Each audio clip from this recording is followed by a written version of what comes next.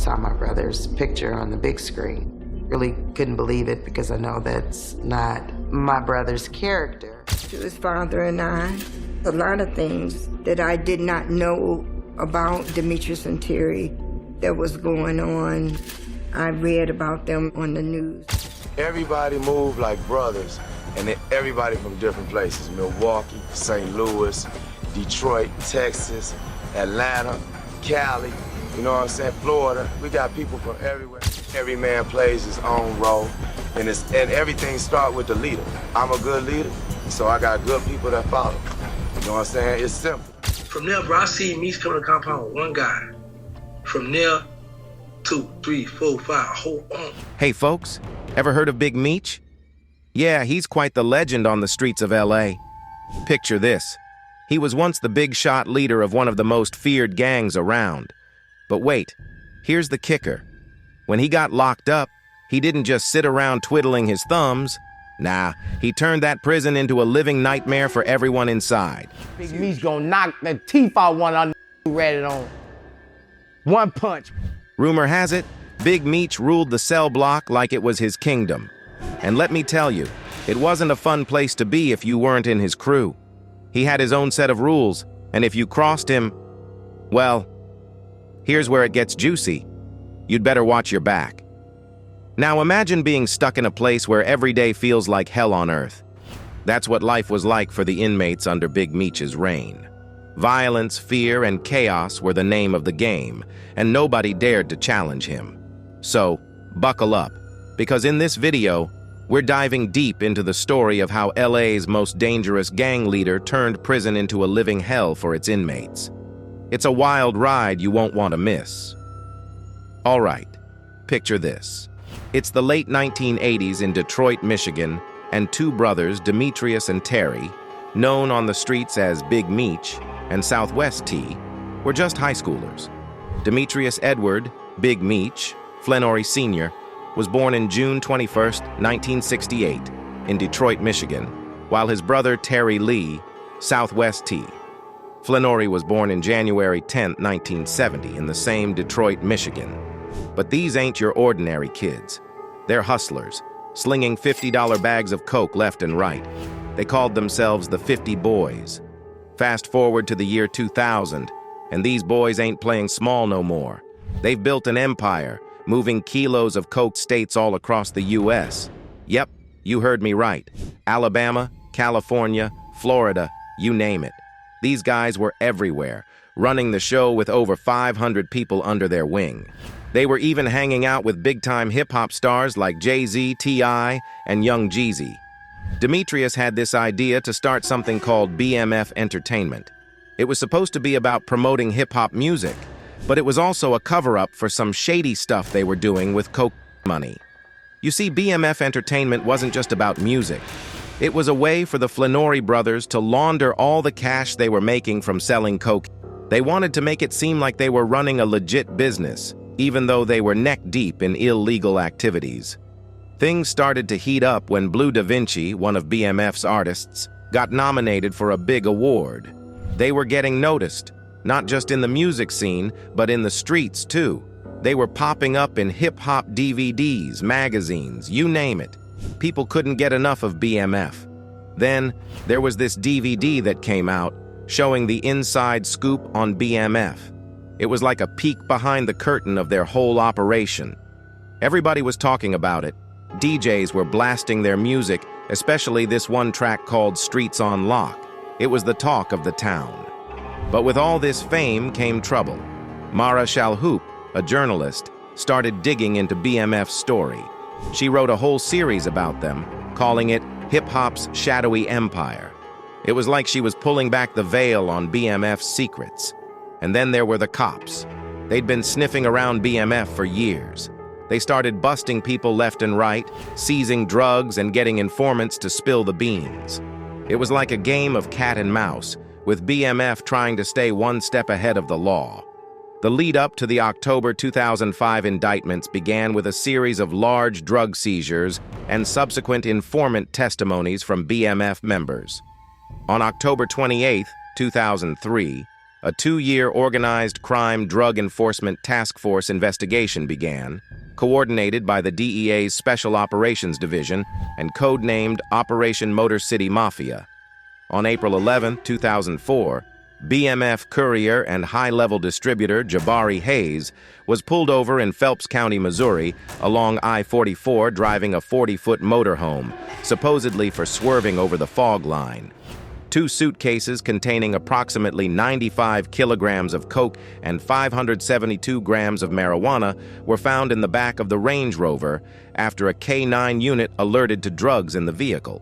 In mid-September 2004, a wiretap on Raphael Smurf Allison, a low-level crack dealer in Atlanta, led an HIDTE task force to DeCarlo Hoskins, a mid-level dealer. Hoskins informed them that he had grown up with 2 brothers, Omari McCree and Jeffrey Lear, who were BMF members and able to supply multi-kilogram quantities of coke regularly. Wiretaps revealed that Omari McCree was a high-level distributor for the Flannery organization and was favored by Demetrius. On November 5, 2004, Jeffrey Lear was pulled over with his girlfriend on I-75 in Atlanta due to the wiretaps. In the back seat was a duffel bag containing 10 kilograms of coke. They were released later that day in an attempt by HIDTE to gather more information in regards to their supplier and the organization using wiretaps. McCree and Lear, facing a large debt to BMF for the lost coke, went on the run. When picked up on June 8, 2005, Unknown signed a confidential source agreement and described his role in BMF, naming Demetrius Flannery as the source of the coke. Chad J-Bo Brown supplied him with coke on behalf of Demetrius. These events and a number of others formed the backbone of the government's case. During the trial, the government's star witness was William Doc Marshall. Testimony given during various trials indicated the Flannery organization operated as follows. BMF operated 5 stash houses in the Atlanta area. Approximately every 10 days, vehicles would arrive with 150 kilograms of coke packed in secret compartments. Workers at the stash houses were paid to unload the drugs and store them. Customers who ordered would call in and say they had their vehicle ready, meaning a transportation vehicle to put the narcotics in. Depending on the size of their order, they were directed to a particular stash house where they would pull in, go inside, and hand over money in $5,000 bundles. The coke was usually sold at $20,000 per kilogram. The same vehicles would then be filled with cash, the proceeds from drug sales, to be sent back to the Mexican sources of supply. Workers inside the stash houses had certain duties, such as counting bulk amounts of cash, usually in the millions. Other people were packaging the coke for customers. BMF also received drugs through large containers at the airport containing 150 kilograms of coke, which they picked up and delivered to stash houses. But eventually, the law caught up with them. In 2005, they got hit with a massive indictment. Turns out, they'd been moving tons of coke, using secret compartments in cars and even stretching limos to hide their stash. It was a whole operation, with stash houses all over Atlanta and millions of dollars changing hands. But like any good story, there's gotta be some drama, right? Around 2003, things started to go south between the brothers. Terry decided he wanted to run his own show out in Los Angeles, leaving Big Meech to hold down the fort in Atlanta. And let me tell you, it wasn't an amicable split. These two were at each other's throats, barely saying a word to each other. Now, you might be wondering, how did they get caught? Well, turns out, the feds were listening in on their conversations for months. They had over 900 pages of transcripts, catching every little detail of their operations. Big Meech and Terry were eventually busted, pleading guilty to running a massive drug empire. During the trials, the government's star witness spilled all the beans. He talked about how BMF operated, how they'd bring in drugs, sell them, and then ship the cash back to Mexico. It was like something out of a movie, but it was real life. Come 2008, both brothers got slapped with a 30-year sentence. Big Meech ended up in a place called Federal Correctional Institution, Sheridan. And let me tell you, he made sure prison wasn't no walk in the park for nobody. In fact, rumor has it, he turned that place into straight-up hell for the inmates. But here's the kicker. While Terry got released in 2020 due to some health issues and the COVID-19 pandemic, Big Meech wasn't so lucky. He tried to pull some strings to get out early too, but a judge shut him down real quick. Seems like he still had a knack for trouble even behind bars, getting caught with phones, weapons, and even doing drugs. But guess what? There's some news stirring up. They say Meech is getting out in 2025, earlier than expected. How? Well, a judge decided to cut his sentence by like 32 months. Originally, he was looking at 30 years behind bars, with no chance of getting out until 2028. But now, with this reduction, he's getting out sooner. Here's the kicker. Meech has been doing some good stuff inside, helping out other guys in prison. Hosting talks, running programs, you name it. He even started this campaign called Build More Families. You know what's wild? They're making a show about his life called BMF. Yeah, it's been on since 2021, and it's blowing up. 50 Cent's behind it, and get this, Meech's own son is playing him in the series. Crazy, right? And guess what? Season 3 is dropping soon, and they've already signed up for a 4th season. Don't forget we blood. I'm not my brother. I'm running this my way. Hold up. And get this juicy gossip. Meech's son just spilled the beans on Instagram. He confirmed that his old man's really coming home in 2025. Imagine that, after all these years. Bet there's gonna be a huge party waiting for him when he gets out, huh? But even though he's locked away, Big Meech's legacy still looms large. The BMF left a mark on the streets, showing just how far some folks will go for money and power.